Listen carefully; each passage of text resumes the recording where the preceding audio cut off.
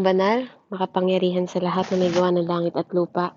Maraming salamat po, Panginoon, sa umagang ito. Sa hapon na 'to, anumang oras, Panginoon, sa sulok ng mundo, Ama, sa aking mga kapatid, patuloy ko pong itinataas at dinadalangin sa iyo ang kanilang mga buhay, na patuloy mo po silang mapagpala, Ama, sa lahat ng aspeto ng kanilang buhay. Salamat po, O Diyos, sa patuloy na pagpapatawad, pagbagawad mo, Panginoon Lord, ng pagpapala sa bawat isa mula sa pinakamaliit hanggang sa pinakamalaki.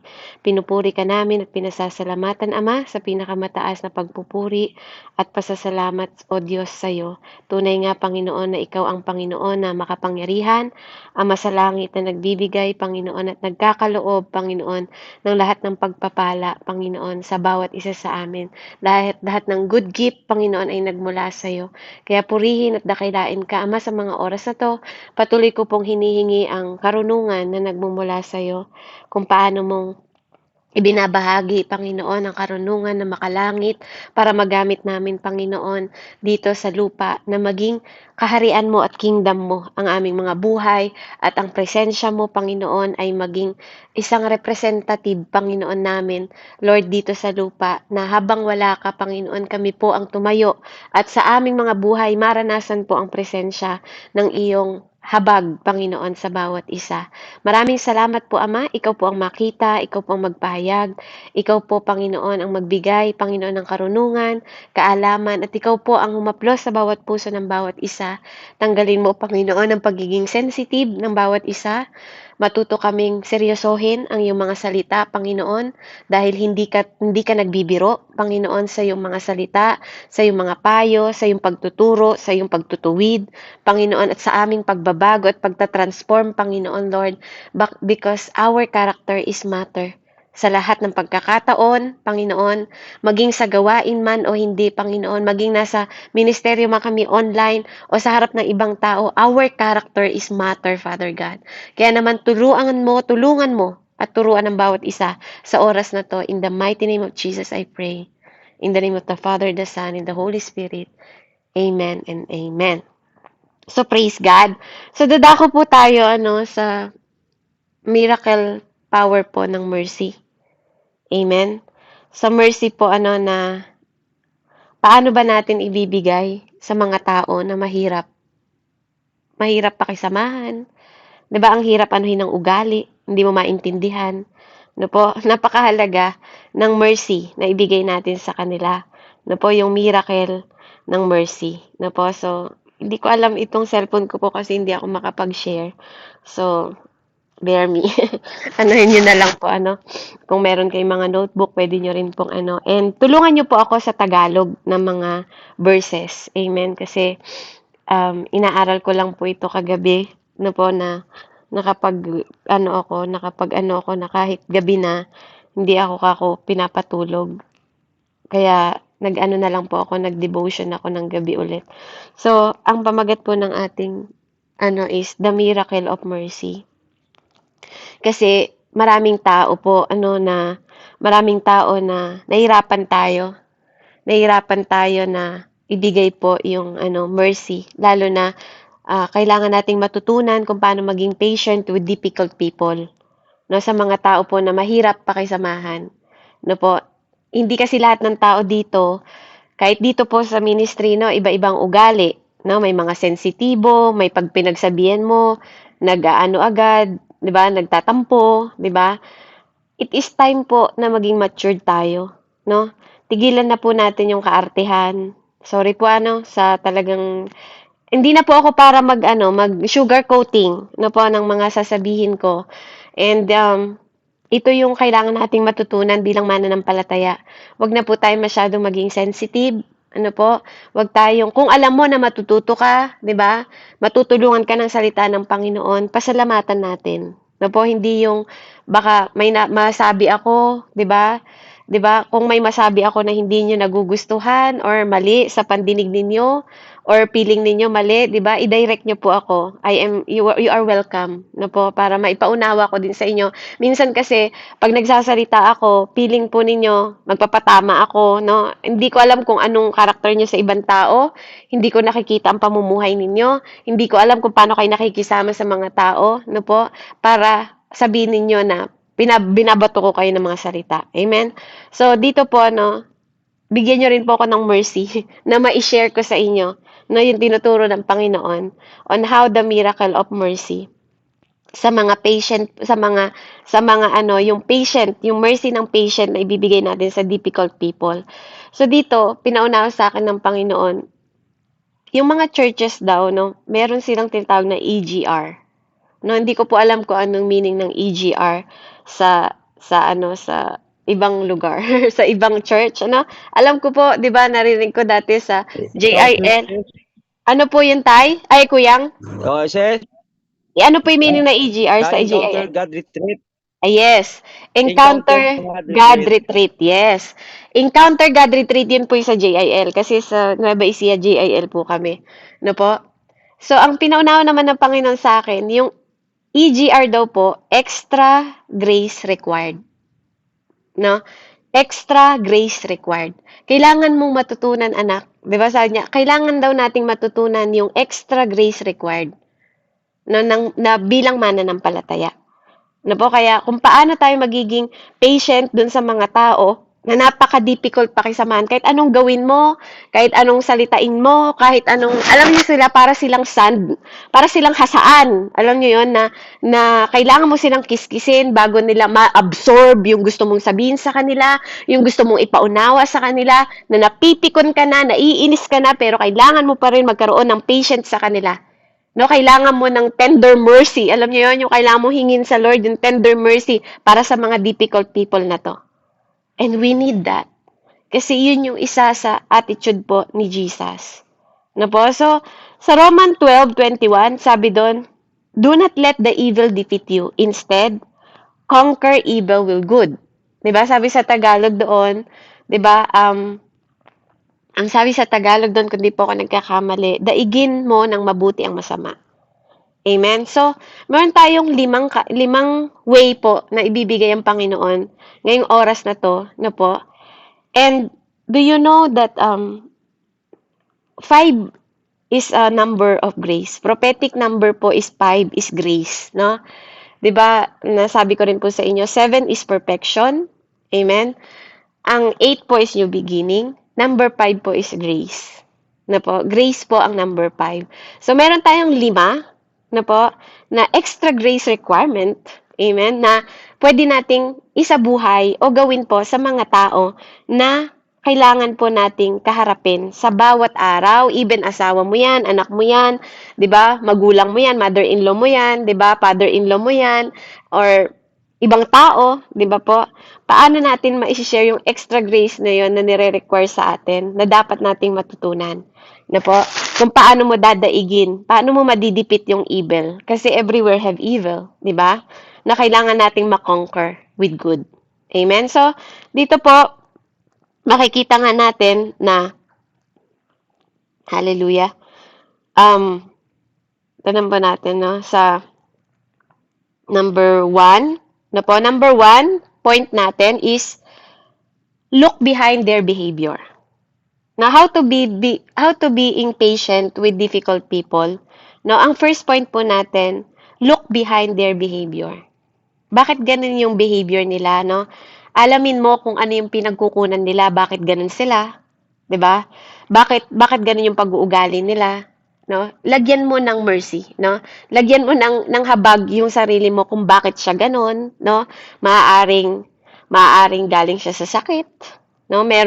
Sometimes yung iba po no may psychological problem, kaya siya ganun, no? Kaya kahit anong pagsasabi mo sa kanya, hindi nag-absorb sa isip niya, sa puso niya, 'di ba? Maaaring dumaan siya sa sakit, 'di ba?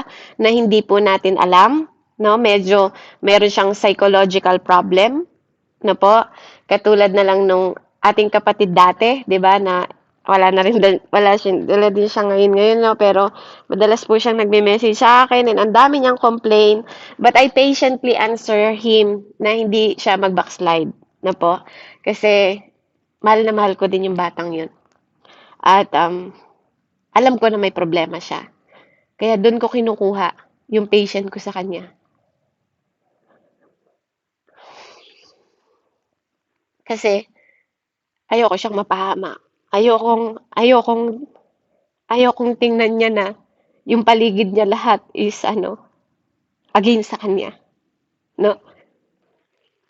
Kaya binibigyan ko siya ng oras, binibigyan ko siya bawat bawat araw ng oras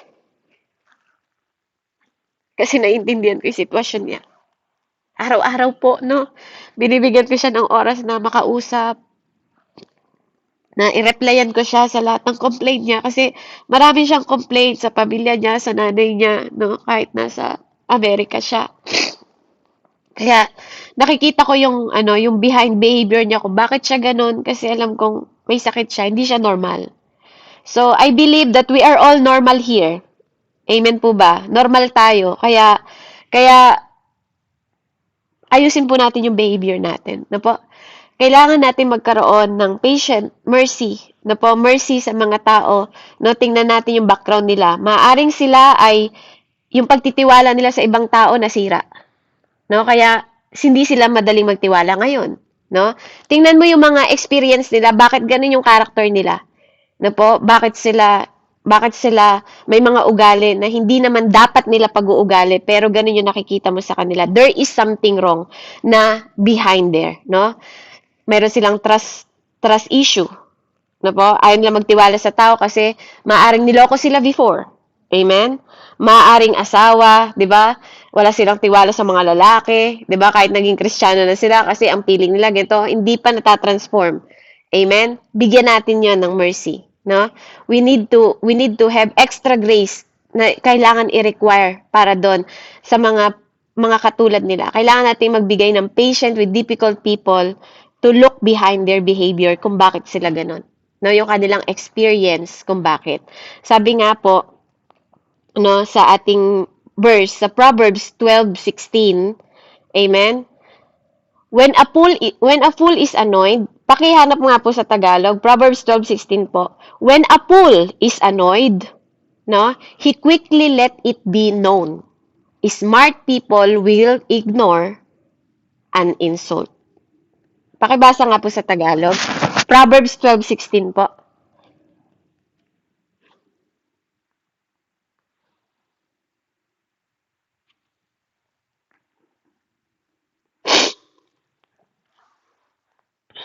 Nakita niyo po ba? Teka sis, teka, hinanap ko lang nga. Proverbs 16. 16. Apo, Kuya Ricky. Proverbs 12:16 po.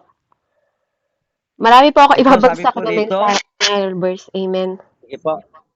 Sige, sabi po dito, ang pagkainis ng mangmang kaagad nahahalata.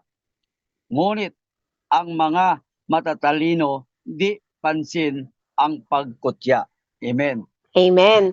So, 'di ba po, yung mga ganun klase ng tao, no, na dapat nating inaano yung kanilang behavior. Ano po? Kasi minsan po totoo, no, believe it or not, the Bible said, hindi po ako nagsabi. Kaya mostly po sa ibabagsak ko ngayon, hindi po ako ganito magmensahe. Pero kadalasan po is Bible verse para hindi nyo ako targetin o hindi nyo ako tagain na ako ang nagsabi nito. Ano po? Mangmang ang tawag ng Diyos, ano po, sa mga ganitong klaseng tao na ganun po sila, ganun sila mag-isip. At ang matatalinong people po, ini-ignore po. Ini-ignore yung mga ganitong klaseng mga behavior. Kaya sabi niya nga po sa verse na to, na wag kang maging fool. Na po, wag kang maging mangmang. Na po, kasi mahirap po ang maging mangmang. Na po, habang nagsasalita po ako, pakihanap niyo din po yung Proverbs 21:23 sa Tagalog. Na po, at Proverbs 16:32. So, mahalaga po na sinasabi ng Panginoon, nakaka-annoyed talaga. Nakakainis, 'di ba? Nakakaano sila kasi mangmang ang tingin nga sa kanila. Pero 'di ba, andun pa rin yung mercy mo kasi mga pagbago yung mga yan, 'di ba? Pag-una sila, marami silang mga tanong, makukulit sila, 'di ba? Ganun. Pero hinahasa kasi nun yung patient mo. No, kahit sa mga boss natin, 'di ba? Kahit sa mga kaibigan natin, 'di ba? May mga paulit-ulit kahit nagkakamali sila doon, 'di ba? Parang sinasabi mo, ang sorry sa word, ang tanga-tanga mo naman, di ba? Parang, yun na nga, pool nga po yun, ano, di ba? Ang English kasi ng tanga, parang pool, or ano, di ba? Anong salita? Di ba? Mangmang, no? It is written naman, no? Masakit lang pakinggan sa Tagalog, pero it is written, no po? They are annoying. Yung mga pool is annoying, pero kailangan pa rin natin magkaroon dahil matalino tayo, binibigyan tayo ng talino ng Panginoon sa mga people na to, no, i-ignore natin yung mga insult na ganon, no po, na hindi natin dapat sila po patulan. Amen? So, next point natin, ano po, after ng look behind their behavior, kung bakit at anong dahilan kung bakit sila nagkakaganon. Amen? Next po, refuse to be offended. Na po, i-refuse natin. Wag nating tangkilikin. Na po, i-refuse, 'di ba? I-refuse natin sila. So sabi nga sa Proverbs 21:23, watch your word and hold your tongue. You'll save yourself a lot of grief. Pakibasa po sa Tagalog. Proverbs 21:23. Susunod po is Proverbs 16:32. Sabi dito, ang pumipigil sa kanyang dila ay umiiwas sa masama. Amen. Proverbs 16:32 po, may nakahanap po ba?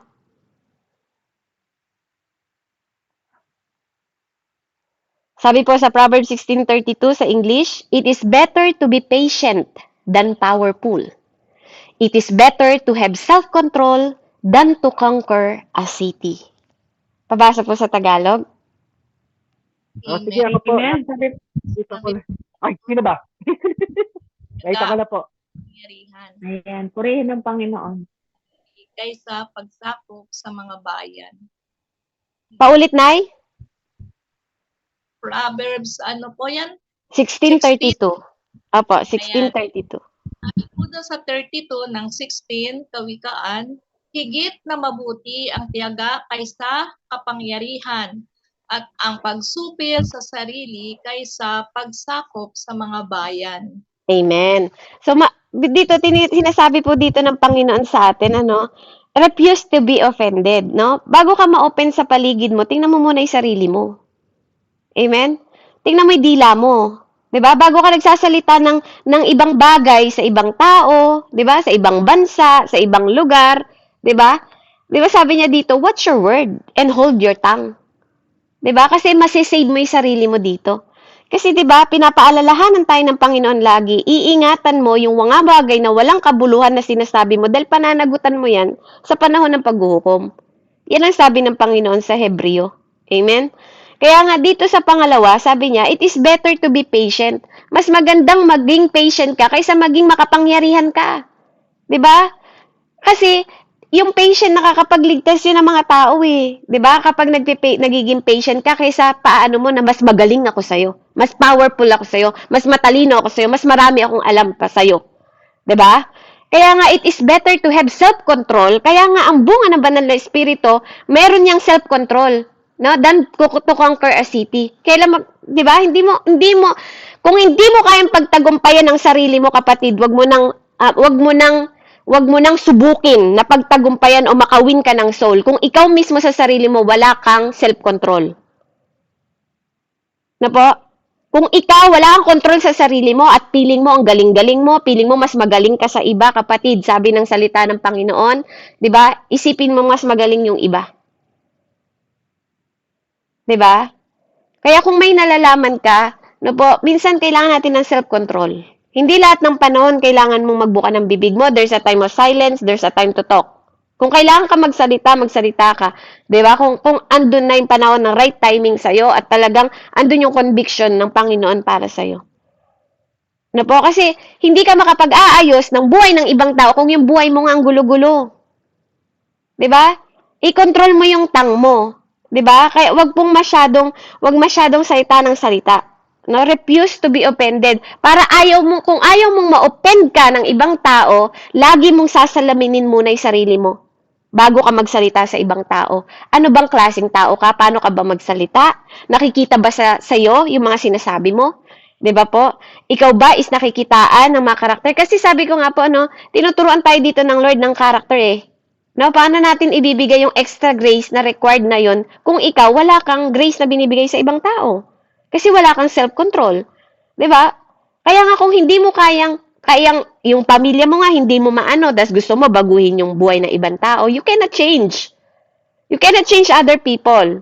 Na po, hindi natin sila mababago. Kaya yung mga salita ng Panginoon po, ang magbibigay sa atin ng karunungan. No? Pahanap po Ephesians 4:2. No po, at susunod na James 2:13. Ephesians 4:2 and James 2:13 po. Amen. So kaya tayo po tinuturuan ng Panginoon dito to refuse, no? How you being patient with difficult people, i-refuse mong maging offended sa kanila.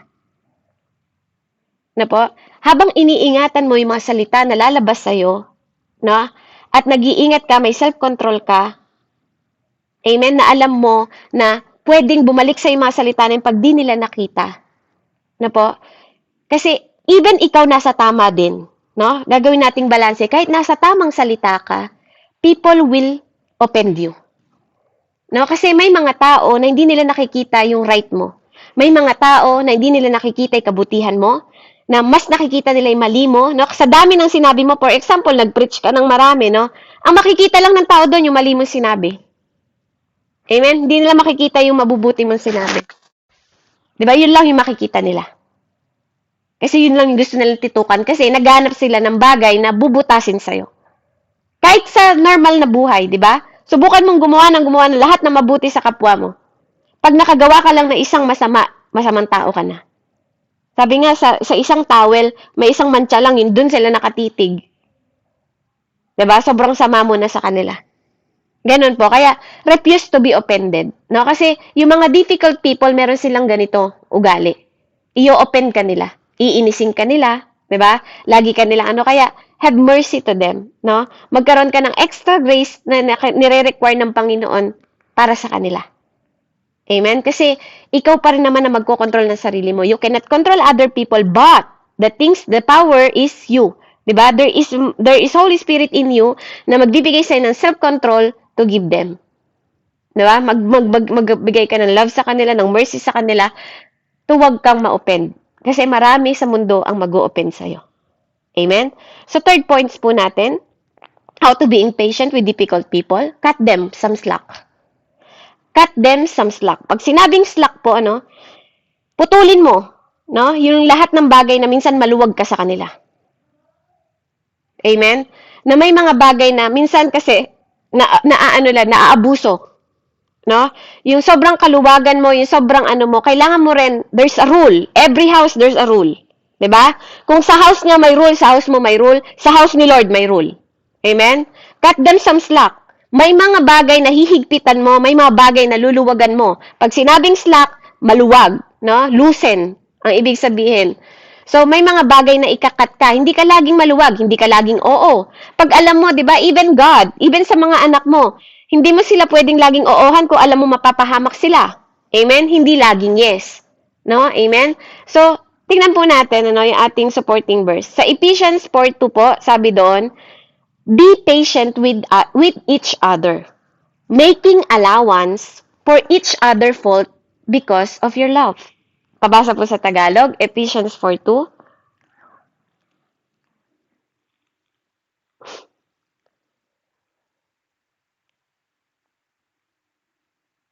Sige po, ito po, Efeso 4:2, maging mahinahon kayo, mapagpakumbaba, maunawain at mapagpaumanhin sa mga pagkukulang ng bawat isa bilang pagpapakita ng pag-ibig ninyo.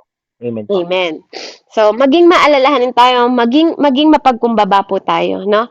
Na pwede natin silang bawalin, pwede nating i-tighten yung mga bagay na hindi makakabuti sa kanila, na po, or pagsabihan natin sila, di ba po, kung alam natin na palagi na silang nagkakamali, di ba, maging patient tayo, unawain natin sila, na po, andun yung mercy pa rin, pero, hindi ibig sabihin, nile-let go mo, yung laging okay lang, na laging okay lang yung ginagawa ninyo. Yung ganun, di ba po? Andun yung pag-ibig mo sa kanya, na pagsasabihan mo siya, at nagiging mapagkumbaba ka, in a way na hindi ka nagmamataas sa kanya, dahil gusto mo siyang mapabuti. Na, totoo po, kasi ang katotohanan masakit. Kaya minsan, kailangan nating tanggapin yung katotohanan. No, cut them some slack. Hindi naman lahat ikakat mo eh, di ba? Ikakat mo kahit konti-konti, ilusin mo, 'di ba? Hindi ganito kasi pwede, 'di ba? Hindi ganito Ate Billie Jean, ganito. As one day po ano na sa mabanggit ko lang po. Si Ate Billie Jean na pagsasabihan ko 'yan, 'di ba? Pero she never be offended kasi alam niya, tinimbang niya kung ano yung makakabuti sa kanya, no? Kailangan niya rin ng good health na physically, 'di ba? Kaya naiintindihan niya na yung sinasabi ko is para sa ikabubuti niya. 'Di ba? Tama yung ginagawa mo, 'di ba? Walang masama sa paglilingkod, pero sometimes we have to check our health, 'di ba? Kailangan din nating iniingatan yung ating health. Amen? Kasi lahat tayo gustong makapag-serve sa Lord. Pero kapag bumagsak ang ating health, 'di ba? At hindi mo siya hinigpitan sa way na yon or napagsabihan sa ano na yon, pwedeng kahit gustong-gusto niyang mag-serve, 'di ba? At hindi na okay yung health niya, paano nang makakapag-serve, 'di ba? There's always time na kailangan mong hihigpitan, kailangan mong luluwagan. Amen? So, sabi po sa James 2:13, the man who make no allowance for others will find none made for him. Pakibasa po sa Tagalog. James 2:13 po.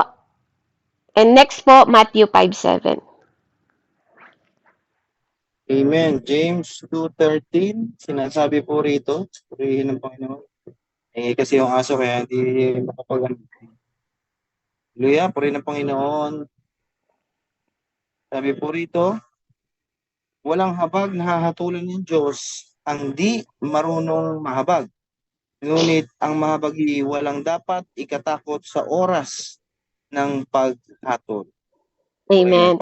So, kailangan po natin magkaroon ng patient and mercy po, ano, para sa kanila. Sa lahat ng mga tao, na po, na bibigyan natin yung allowance natin sa yung sarili natin for each other. Na po, kasi kailangan po natin ng habag, ng mercy. Na po, kailangan natin magbigay ng mercy sa mga tao na to. Kasi minsan po, mahirap talaga, hindi po madali, no, mag-adjust, hindi madali. Kaya kailangan po, hinihingi natin sa Panginoon para magkaroon tayo ng boundaries or allowance sa kanila sa mga panahon na ang hirap po nilang ihawakan, 'di ba? Yung patient mo kasi they are difficult people. 'Yun ang pinag-uusapan kasi natin dito. Kaya kailangan natin magbigay ng grace sa kanila. Sabi po sa Matthew 5:7, blessed are the merciful, for they will show mercy. Amen. Sa Tagalog po, sabi doon, 'di ba? Pagpapalain yung mahabagin, 'di ba? Dahil makakatanggap din sila ng habag. Tama po ba? Matthew 5:7. Amen, amen, sis, no? Sabi rito, Matthew 5:7, pinagpala ang mga na mahabagin sapagkat kinahabagan sila ng Diyos. Amen. Amen. Yun naman sa mga patient po, ano, sa mga taong nahahabag, ano, nahahabag. Yung mercy nila, binibigay nila sa mga difficult people, nahahabag sila sa tao. No, kahit na alam nila, 'di ba, na may problema din sila, no po, andun yung habag. No po, sa pagtulong, sa pakikinig, 'di ba, may mga tao na kahit paulit-ulit mo silang pinapakinggan or pinagsasabihan, they the same cycle. No, kasi hindi pa nabe-break yung kanilang mga stronghold or breakthrough or mga pagsubok sa buhay nila, no? Bilang mananampalataya tayo po, no, lalo na sa hindi mananampalataya din, bilang mananampalataya, be merciful. Kasi alam niyo po, karapat-dapat man yon mga tao na yon nabigyan ng mercy at hindi. Ang Diyos po ang magbibigay ng mercy sa'yo. Na po, siya yung mag-show ng mercy sa'yo sa lahat ng ginagawa mo. No, kaya may mga panahon na luluwagan mo sila, no, may mga panahon na ikakat mo, at may mga panahon na bibigyan mo sila ng talagang tender mercy po para sa atin din, no, bilang mga anak ng Panginoon. No po, kailangan nating magbigay ng allowance sa sarili natin kung paano tayo magbabalanse. Paano natin babalansihin, no po, yung mga tao na yon, no? Binibigyan natin sila ng pag-asa, 'di ba? Binibigyan natin sila ng encouragement because the grace, the extra grace require, no? Kasi sa mercy po, kailangan natin ng grace. Kaya kung mapapansin niyo sa salita ng Panginoon, hindi naghihiwalay ang grace and mercy. Amen? Lagi po yang magkasama. No? Yung love, masiseparate yan kasi ibang love ng Lord. Iba po ang love ng Lord sa grace and mercy. Amen? Magkaiba po yun. So, samahan niyo po akong hanapin yung Proverbs 17:9 and Philippians 4:8-9. Na po? So, ang ating fourth point na po tayo.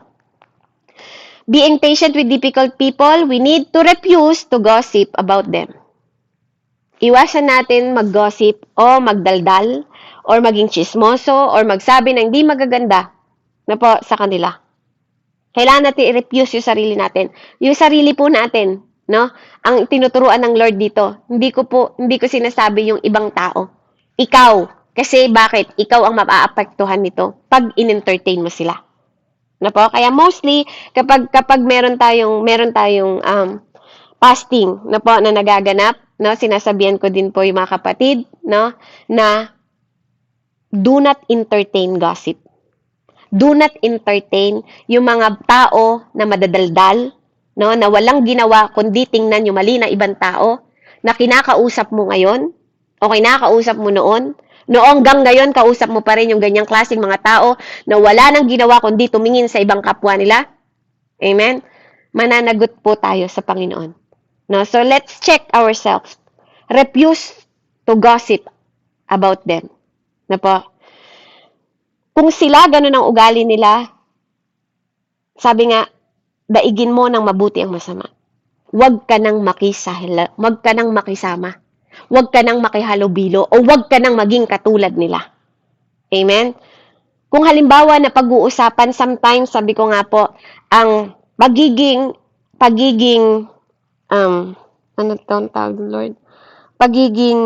peacemaker, no? Ang pagiging peacemaker, sometimes, na po, nagiging chismosa ka. Para ka nagiging chismosa kasi inaalam mo yung side ng kabila at side ng kabila. Amen?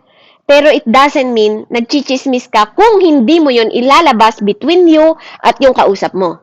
Amen? Na po? At iba din ang peacekeeper. Ang peacekeeper, dahil ayaw mo ng gulo, hindi ka nagsasalita. Pero ang sabi ng Lord, bless those who is peacemaker, hindi peacekeeper. Okay? That's the difference. Na po? Yun yung difference. Iba yung nagkikip ka. Kasi wala ka namang naiaayos kapag nagkikip ka eh. Ang gusto ng Lord, maging maker ka. May mamimake ka. May maipipeacemaker ka. Magiging peacemaker ka between two. Na po, hindi yung pagsasabungin mo. Yung ministry ng kabila at ministry ng kabila.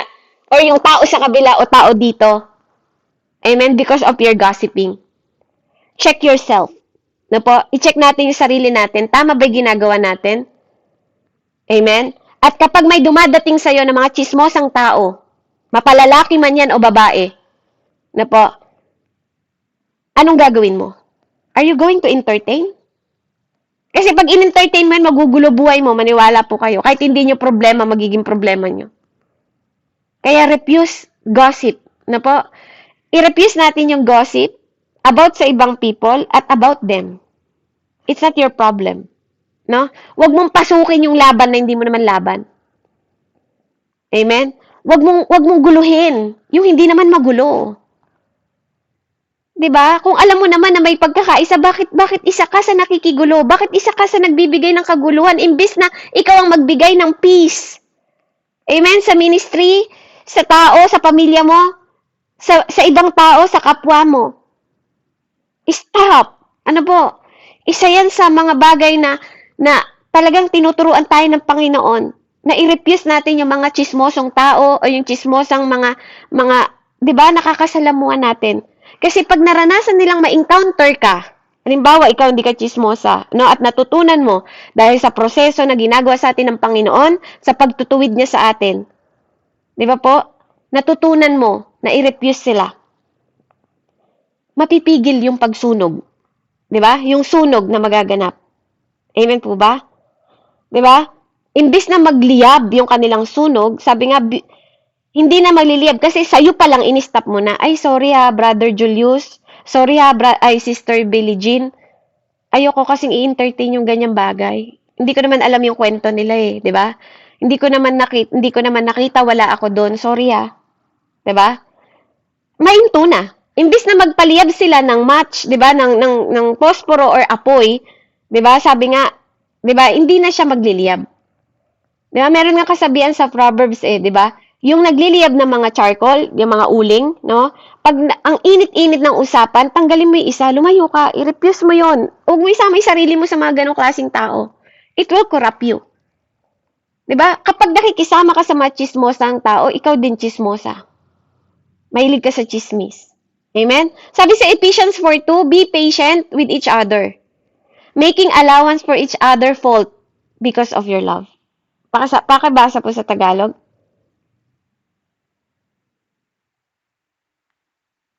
Ay, no, mali po tayo. Galing na pala. Proverbs 17:9, sorry po. Disregarding another person's fault, preserve love. Gossiping about them, separate close friend. Proverbs 17:19 po. At susunod po, Philippians 4:8-9. Sabi dito sa Proverbs 17:19, sis, no? 9 po, kuyang. 9. 17:9. Sabi rito, ang pagpapatawad sa kapwa ay nagpapasarap sa samahan. Ngunit ang pagkakalat ng kahinaan ay sumisira ng pagkakaibigan. Amen. Diba? Totoo po yan. Hindi ba? Sabi ng Lord yan Hindi po pwedeng hindi totoo yan. Amen? Kaya nga po, gusto mo mapatatag ang kaibigan, gusto mo mapatatag ang ministry, 'di ba? Tayo yung pagsasamahan natin, i-disregard natin, no? Huwag natin tingnan yung laging pagkakamali, na nagkakamali lang, yun na po ang inaano natin, ginagossip natin, imbis na mag-share tayo ng love sa kanila, na, 'di ba po, na magnibabaw yung pag-ibig, yung mercy, yung grace, extra grace required, no po? Yung EGR, na sinasabi ng Panginoon sa atin, para sa kanila. No po, na imbis na pag chismisan natin buhay niya, bakit hindi natin sila tulungan? No, bakit hindi natin tulungan lumago? Bakit hindi natin tulungan na bumangon kung saan sila pumagsak? No, lalo na yung mga tao na lumalapit sa Panginoon, amen? Na gustong magbago, bakit why we don't help them? Kaysa, 'di ba, bigyan natin sila ng grace, love, mercy, kaysa i-down natin sila or i-gossip natin sila dahil lang sa past nila or sa mga nagawa nila, kasi you cannot change the past or mga salitang nabitawan na natin. Amen? Philippians 4:8-9 po. Whatever is true, whatever is noble, whatever is right, whatever is pure, whatever is lovely, whatever is admirable, if anything is excellent or praiseworthy, think about such things. And the God of peace will be with you. Philippians 4:8-9 po. Amen. So, Philippians chapter 4, verse 89. Sabi rito, sa wakas mga kapatid, dapat maging laman ng inyong isip ang mga bagay na karapat-dapat at kapuri-puri, mga bagay na totoo, marangal, matuwid, malinis, kaibig-ibig, at kagalang-galang. Verse 9, isagawa ninyo ang lahat ng inyong natutuhan, tinanggap, narinig, at nakita sa akin. Sabi ni Apostol Pablo, kung magkagayon sa inyo ang Diyos na nagbibigay ng kapayapaan. Purihin ng Panginoon. Amen. So, di ba, napakaganda po, imbis na magdaldal ka, imbis na kita mo yung mga mali nila, bakit hindi ka na mag-isip na mabagay na kapuri-puri? Di ba? Yung magandang tingnan. Kasi kapag negative people ka, negative lahat papasok sa isip mo, sa puso mo, no? Kahit di mo kilala yung tao na yan dahil may chismosang, in-entertain mo, yung tao na yung nagiging masama sa'yo. Kasi bakit? Entertain mo Imbis na i-refuse mo yung gossiping, yung pagdadaldal niya. Di ba? Kung walang mabuting maidudulot sa atin at hindi natin maipapakita yung ugali ni Christ, wag na lang. Stop entertaining. Amen? Bagkus tayo magsalita ng mga bagay na kaibig-ibig sa kapwa. Next po, sinabi po, ito po yung sinasabi ko kasi paborito ko to. Ito yung binigay ng Panginoon sa akin noon nung nandun ako sa part ng kaguluhan na ako yung nakikita. Na po, sa Proverbs 26:21, just as charcoal and wood keep a fire going, a quarrelsome person keep an argument going. Kung ang bagay nagdidikit dahil sa pag-ihip at nagliliyab ang apoy kung maraming gatong, patuloy ang labo-labo kung maraming panggugulo. Sabi nga po sa 22, ang chismis ay tulad ng masarap na pagkain. Masarap pakinggan, masarap namnamin. Na po? Dito po, no, sa ibang salin po sa Tagalog, yung baga daw, kapag nagliliyab na yun, wag mo nang ihipan ng hipan. Wag kang maging katulad ng ibang tao na ihip ka pa ng ihip. Nagliliyab na nga sila, nag-aaway na nga sila, ikaw pa, andun ka pang naggagasip pa rin. Pinag-aaway mo, pinagsasabong mo. Na hindi naman dapat. Na po? Tanggalin mo yung isang uling, lumayo ka dun sa mga klaseng taong ganun. I-separate mo, isarili mo sa ganun. Na po? Kasi magiging ano mo yun eh. Hindi maganda. Na po? So last points natin. Ano po? Una, look behind their behavior. Pangalawa, refuse to be offended. Cut them slack. Number 3, refuse to gossip about them. And next, sabi po dito, always take the high ground. Being patient with difficult people, lagi mo dapat isipin that you are in the high ground. Always take. Lagi mong piliin yung high ground. Na po? Pahanap po, James 2:13 sa Tagalog. 1 Peter 3:9 po. Sige po, Pastor. Okay, James 2:13. Ito po ang sinasabi, ano? Walang habag na hahatulan ng Diyos ang di marunong mahabag. Ngunit ang mahabag dapat ikatakot sa oras ng paghatol. And 1 Peter 3:9. Ayan. 1 Peter chapter 3 verse 9, ito po ang sinasabi, huwag ninyong gantihan ng masama ang gumagawa sa inyo ng masama. Huwag ninyong alipustahin ang umaalipusta sa inyo. Sa halip, ano ito yung gagawin? Ipanalangin ninyong sila'y pagpalain, yamang hinirang kayo upang tumanggap ng pagpapala ng Diyos. Amen. So, di ba ang sarap pakinggan, ano? Hinirang ka, kapatid, eh. Bakit mo binababa yung level mo sa kanila? Di ba? Kung inalipos ka kanila, what is better? Di ba? You're not better than them. Tama? Di ba? Kung hindi ka magbibigay ng mercy, kawawa naman itong mga tao na to. Di ba? No po, ako pinagdaanan ko pa yung mga ganyan. Sige, magsalita kayo na magsalita about sa akin. Di ba? Kasi, wag mo ibaba yung level mo sa kanila kung papatulan mo sila. Sige, i-post ka sa social media, i-post ka sa kung saan-saan, ikwento ka sa ibang tao, lahat na ng tao alam na ikwento mo. Di ba? So what? Di ba? Always take yourself to the high ground. Hindi ibig sabihin nagmamalaki ka. Ba't hinirang ka kasi ng Diyos eh? Ba't mo ibababa yung level mo doon? Di ba? Binigyan ka na niya ng fruit of the Holy Spirit.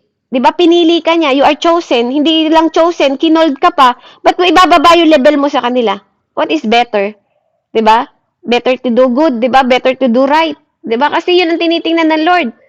Di ba? Hindi mo naman kailangan ng ano ng tao eh. Tame ng tao eh. Ang kailangan mo, yung si Lord lang nakatingin sa'yo. Amen?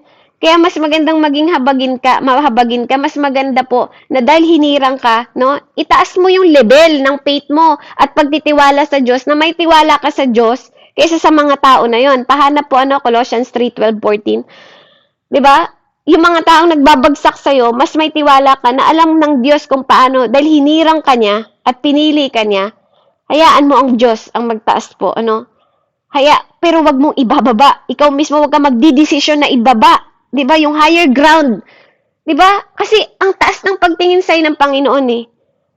'Di ba? Tagapagmana ka, anak ka ng Diyos. Ano naman sasabihin ng anak ng Diyos sa anak ng presidente? Amen po ba? You are in a higher ground. Ba't mo binababa yung karakter mo doon sa bagay na magiging mangmang ka? 'Di ba? Ano namang ibubuga? 'Di ba? Hindi ka nagmamalaki pero pangatawanan mo na hinirang ka. Amen? Na wag mong ibabay level mo. Bakit ka nakikipagtalo sa salita ng Panginoon sa ibang tao? Kung alam mo naman, 'di ba? Naiintindihan mo at naunawaan mo, hindi na para magkipagdebate ka. Amen? Kaya mahalaga po. Colossians 3:12-14 po.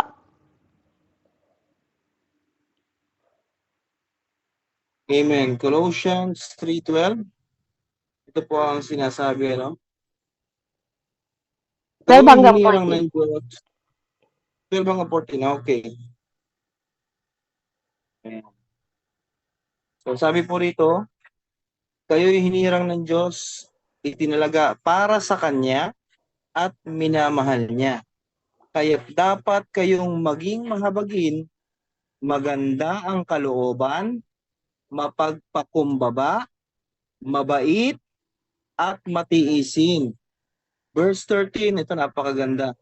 Magpaumanhinan kayo at magpatawaran. Kung may hinanakit kayo sa isa't isa, pinatawad kayo ng Panginoon, kaya't magpatawad din kayo. Verse 14, at higit sa lahat, ito talagang purihin ng Diyos, mag-ibigan kayo pagkat ito ang buklod ng ganap na pagkakaisa. Amen. Amen. Napakaganda po, ano? Clothe yourself. Ikaw to eh. 'Di ba? Suotan mo yung sarili mo ng tender heart mercy. Kindness, humility, gentleness, and patience. Above all, sabi niya, clothe yourself with love, with bind us all together in perfect harmony. Amen? Damitan mo yung sarili mo kasi hinirang ka ng Diyos. No, idamit mo tong mga karakter na to sa sarili mo. No, ang pinag-uusapan nito, tayo to eh, hindi ibang tao, kaya dito tayo tumingin sa sarili natin, bawat isa sa atin ngayon. Amen? Ang tingnan natin yung sarili natin. Roman 12:14 po, sabi dito, ask God to bless those who persecute you.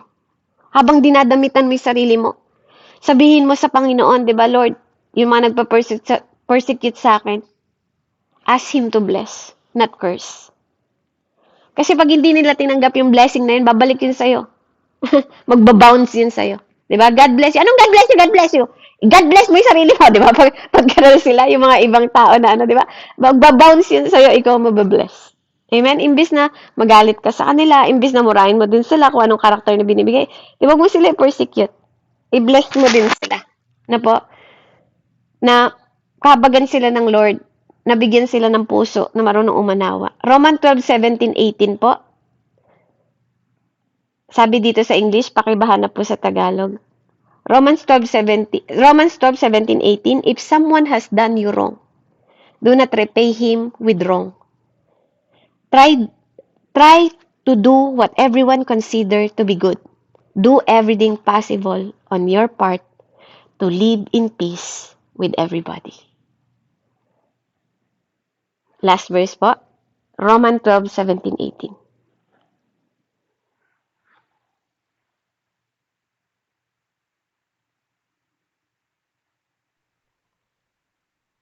Amen, no? Amen. Sabi rito sa Romans 12:18 and 17, ano yun says? 17:18? Apo. Sabi rito sa 17, huwag ninyong gantihan ng masama ang masama. Sikapin ninyong mamuhay ng marangal sa harap ng lahat ng mga tao. Verse 18, hanggang maaari, gawin ninyo ang inyong makakaya upang mamuhay kayo ng mapayapa kasama ng sinuman. Amen. Amen. Praise the Lord. Di ba po? Mamuhay tayo na mapayapa. No? Huwag niyong ibabay sarili ninyo. No, kasi anak po tayo ng Diyos. Huwag natin patulan. Mamuhay tayo na may pag-ibig. Damitan natin sarili natin, no, ng mabuti. Kaya nga, ang ano po natin dito, di ba, daigin mo ng mabuti ang masama. No, para sa mga difficult people, no po, na nakakatagpo natin sa buhay natin. No po, magbigay tayo ng tender mercy sa kanila.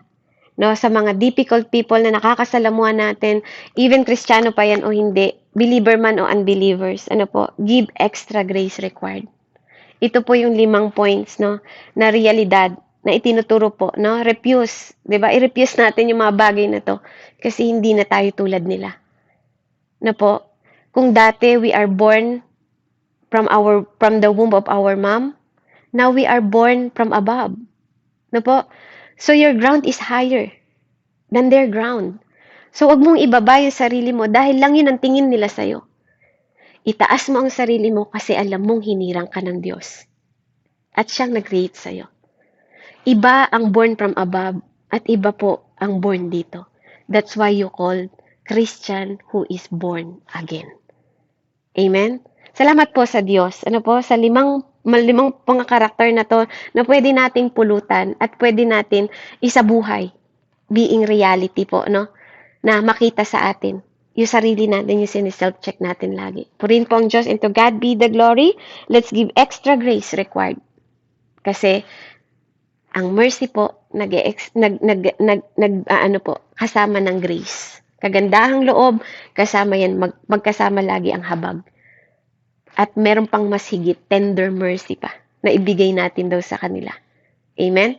Para makita sa atin na we are hinirang. Amen? Tayo ay hinirang at hindi tayo maninira. Hindi tayo yung lalayo. Hindi tayo magbibigay ng peace kasi tayo ang hinirang ng Diyos sa mundong ito. Kaya purihin po ang Lord, and let's bow our head na po. Let's pray. Heavenly Father, thank you.